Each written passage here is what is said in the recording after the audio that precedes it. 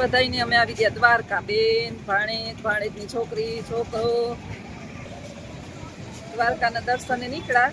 બસમાં આવ્યા, વાહન લઈ ગયો ભાઈ વલાસુડો નજીક નતા આવ્યા. બેને અચાનક ફરિયાણ કર્યું અને આવી ગયા. દ્વારકાની અંદર તો દર્શન મોબાઈલ લઈ જવા નહીં દઈએ, પણ હમણાં ધજાના દર્શન કરશું આપણે બધા. એક આપણે આ વાંધો મોબાઈલ અંદર લઈ જવા નથી દેતા. ટ્રાફિક અત્યારે પુરુષોત્તમ મહિનો છે, જો બધે આ રીતે રાખી મૂક્યું છે, એટલી ટ્રાફિક છે. દુકાનોમાં બેનું ને દુકાનોમાં ઊભું જ રહેવું. એક દુકાન કોરી નહીં જાય.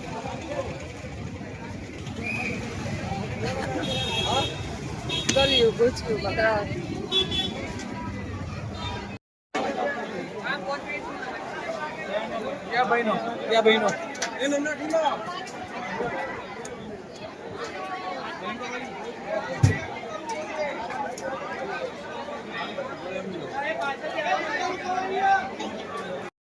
બેન છે ને દુકાને ભાવ કરાવે છે. અસલ હિન્દી સાંભળજો હમણાં. કેટલા ના છે બેન? કેટલા કા તઈ? 10 કા એક. બસ કેટલા કા તઈ? 4 નહીં, 30 કા 4 માં. દુકાને આવ્યા, દુકાને આવ્યા 10 કા 1 ઓલો ભાઈ કે 10 કા 1 તો કે 30 કા 4 નહીં.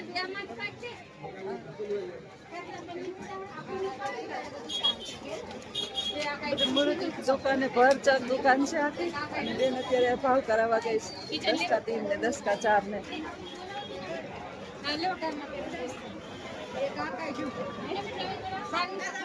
આવી ગયો, ઊંધું જઈ ગયો, ઊંધું જઈ ગયો, પાડ્યો ઊંધું જઈ ગયો.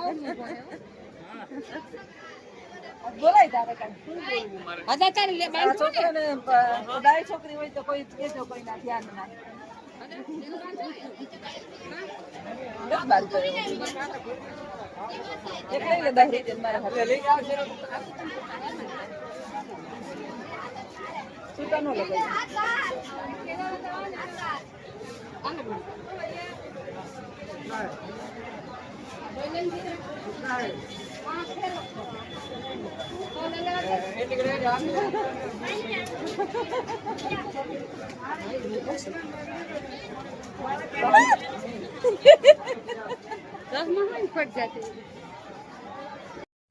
કાનદાસ બાપુના આશ્રમે એ ભાગવત સપ્તાહનું પુરુષોત્તમ મહિનો છે ને તો આયોજન છે.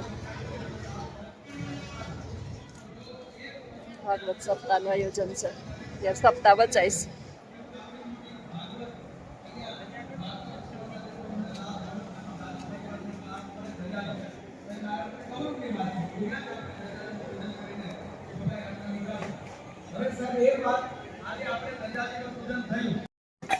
અમે એવા કાનદાસ બાપુના, હું કાનદાસ બાપુનો આશ્રમ છે, કાનદાસ બાપુના આશ્રમ દ્વારકા. મસ્ત જમવાનું છે. પનીરનું શાક છે, પણ હું પનીર ખાતી નથી એટલે નથી લીધું. આમ થાળીમાં છે પનીરનું શાક છે, લાડવા છે, રોટલી છે, હજી એક ફૂલવડી. આ ફૂલવડી છે. શું લાગે તમને?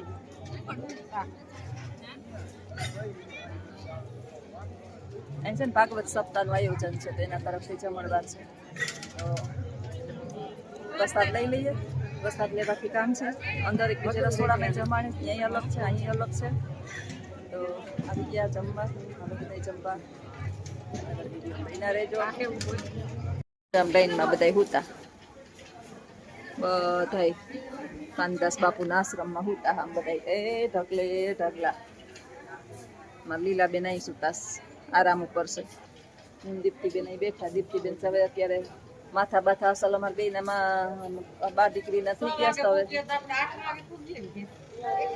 7:30. ગાડીમાં તો કલાક જ થાય. આપણે પોતાની ગાડી હોય તો બહુ હાલે ને, વધારે હાલે ને.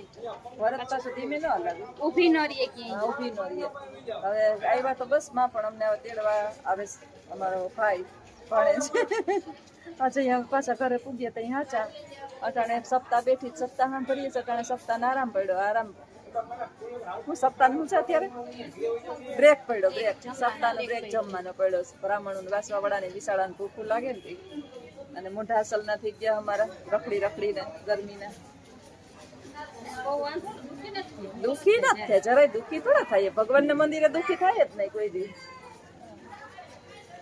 ચાલો આગળના વિડીયો બન્યા રહેજો. આજે આમ ચાલવાનું છે, ક્યારે બેહીને વાત નહીં થાય. અહીંયા કાનદાસ બાપુના આશ્રમે છે ને મંદિર છે, આ આશ્રમ છે. અહીંયા પ્રસાદી બધું મળે. તો લીધો, આરામ કર્યો. 3:30 પોણા 4 જેવું વાગી ગયું. હવે બેનનો છોકરો તેડવા આવે, તમે રાહ જોઈને બેઠા છે. થોડોક પાછળથી ચક્કર મારી લઈએ.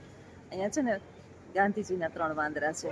આ વાંદરો જે હું બેઠી ને એમ લખ્યું કે બુરા મત સુનો, એટલે હું એની પાસે બેસી ગઈ. હું કોઈ એટલું એટલે કોઈનું સાંભળ્યું નહીં ખરાબ. ગમે એ ખરાબ વાતો કરે ને ત્યાંથી ઊભી થઈને બેસી જાવ. મારો એટલે કોઈ બેહવા આવે નહીં, મને ન ગમે. કેમ કે આવે એટલે કાંઈક ને કાંઈક એની સંસદ સભા ચાલુ થાય, સારી ને ખોટીને વાતો કરે. એટલે મેં મારો ઘરનો નિયમ કરી નાખ્યો. ઓલા 3 માં દીકરી જો વા બેઠા એટલે સત્સંગ કરે, એ બુરા મત બોલો, પણ અહીંયા બેઠી બેઠી બોલે છે. એની આગળનો વાંદરો એમ કહે કે બુરા મત દેખો. હજી ભાગવત સપ્તાહ બેઠી છે અહીંયા, ચાલુ નથી થઈ. અત્યારે બહુ માણસ છે ને. પરસોત્તમ મહિનો છે ને, તો દ્વારકાની અંદર એટલા બધા માણસ છે ને કે અહીંયા લગભગ સારું મારો વારો આવી ગયો. નહીં તો 5 વાગે પાછો વારા હાટું રાહ જોવી પડત. 12 વાગ્યાના ઊભા હતા ને, મારો 1 વાગે વારો આવ્યો. ત્યાં સુધી એમને ઊભા રહ્યા. બેનના પગ દુખે ને તો હિંમતવાળી થઈ અને ઊભી રહી ગઈ. વસલી બેને તો ના પાડી કે મારાથી તો નહીં, કે જાજી વાર ઊભા, એટલે એ તો ન આવી. એને થોડીક શ્વાસની પ્રોબ્લેમ છે. પણ ભગવાનના દર્શન કરવા તો હેલા નથી. આપણે કંઈ વીવીઆઈપી દર્શન કરવાનું હોય, લાઈનમાં ઊભી ઊભીને દર્શન કરવા હોય. આ બાજુ જો સત્સંગના ઓલા બધા સપ્તાહના ઓલા બધા બાંધ્યા છે, માંડવા બધું.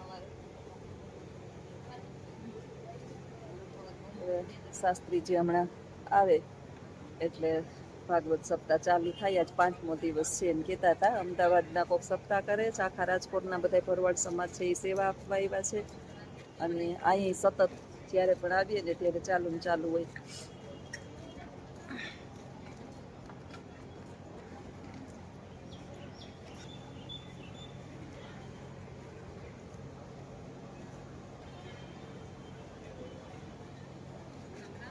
પવન સરસ આવે છે. હાર્દિક અમારે જોતો જાય કે અમારે જસનાબા જ્યાં બેઠા હોય ને બેઠા બેઠા બોલ બોલ બોલ બોલ બોલ બોલ ચાલુ થઈ જાય. આખું વેકેશન હતું, ગરમી છે ગરમી છે ગરમી છે કરીને નથાવું કરીને ના પાડતી હતી. છેલ્લે મારી બેને ધરાર લીધી, વાંથી રાણાબાઉથી ટિકિટ કરાવી લીધી મારી. એને એમ કે નકર આળગુડી થઈ અને આવશે નહીં. વેકેશન ગુરુ સોમવારે ખુલી જાય છે. પણ ખુશીની વાત એ છે આજે કે દ્વારકાધીશના ચરણોમાં પ્રાર્થના કરી અને નોકરી મૂકી દીધી. છોકરાઓ સખત મનાઈ કરી દીધી કે નોકરી સ્કૂલનું પગથિયું ચડ્યું ને તો મમ્મી મજા નહીં આવે. આમે 6 વર્ષની નોકરી છે, હવે નથી કરવી. હવે આરામ કર, હર ફર, મોજ કર. અને મારા પપ્પાને એકને ટીપ ટાણે હાચવી દે ને એટલે ઘણી કે તારે કાંઈ હવે નોકરી કરવાની જરૂર નથી. એટલે દ્વારકાધીશને આજ કહી દીધું કે હવે આપણે માચવી જાય છે, હવે નોકરી નથી કરવાની. એ ખુશ ખબર છે. હવે આરામ જ આરામ છે. એટલે મારે કાંઈ વેકેશન જ્યાં જવું હોય ત્યાં આરામ, છૂટછાટ અને આનંદ.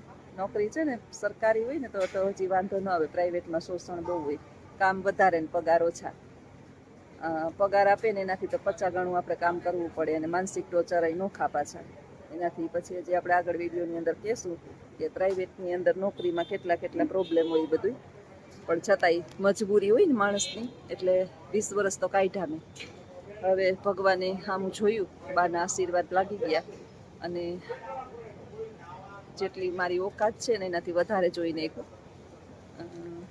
મેં ધાર્યું નહોતું એવું મારા ભગવાને મારા છોકરાઓને બધુંને વ્યવસ્થિત ઠેકાણે કામે લગાડી દીધા. એકને સરકારી નોકરી છે ને એક નોકરી વિનાનો છે ને એ બહુ સારું છે. એટલે તારી નોકરીનો પગાર છે ને મમ્મી એટલો તો 5 દીમાં કમાઈ લેવી કે મોજ કર, ખા પી, હવે કાંઈ ટેન્શન લેમાં. અને કૂતરાની સેવા કરે, તને ગમે ને કૂતરાની સેવા કરવા.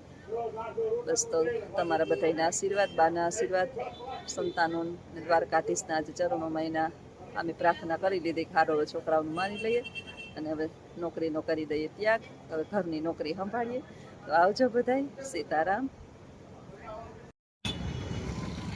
આઈસ્ક્રીમ બેઠા બેઠા ખાધી. બીજું તો કઈ ગરમીનું ભાવે એમ છે નહીં. પછી 20 રૂપિયા વાળી આઈસ્ક્રીમ ખાધી. બહુ લાંબો તો જીવાયેલો નહીં. ફેમિલી પેક હતું નહીં. એમાં અમારા દીપ્તિબેન એમ કહેતા હતા કે ડુપ્લિકેટ આઈસ્ક્રીમ છે. હું કાંઈ આવે ડુપ્લિકેટ, આપણે ડુપ્લિકેટ જેવા થઈ ગયા હટાણે. બેન આ બાજુ બેસી ગયા, ખુરચી ગોતી હવે બધા બેસી ગયા નોખા.